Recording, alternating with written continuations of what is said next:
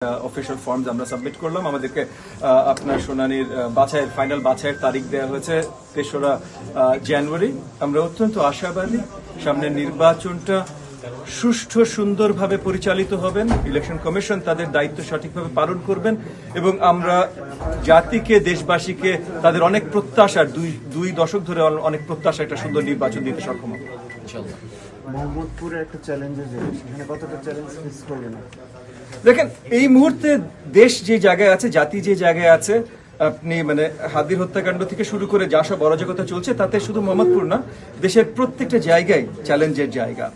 তো আমরা তো সেই চ্যালেঞ্জ মোকাবেলা করবার জন্যই এর আগে রাজপথে ছিলাম, এখন আমরা আপনার নির্বাচনের পথে আছি। চ্যালেঞ্জ মোকাবেলা করাটাই আমাদের দায়িত্ব, সেটা আমরা আমাদের জায়গা থেকে পুরোপুরিভাবে করতে চেষ্টা করছি। এটা সহজ হয়ে যাবে না। আপনি আপনার দল থেকে পদত্যাগ করে জোট থেকে ছিলাম, জোটে আছি। বিএনপির নেতা কর্মীরা একদম শুরু থেকে স্বতঃস্ফূর্তভাবে আমাদেরকে সহযোগিতা করছিল, আমাদের সাথে কাজ করছিল। আর এখন স্ট্র্যাটেজিক মানে কৌশলগত কারণে, কারণ নির্বাচনের অনেক বিষয় আশা আছে, সেগুলো নিয়ে এখন লম্বা আলোচনা আপনাদের সাথে প্রয়োজন আছে বলে আমি মনে করি না।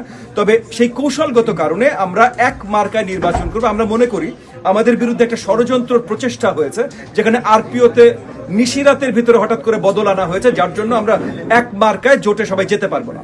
তো সেটা মোকাবেলা করবার জন্য এগেন স্ট্র্যাটেজিক মানে কৌশলগত কারণে আমরা নির্বাচনী মার্কা ধানের শীষ নিয়ে নির্বাচনে যাচ্ছি।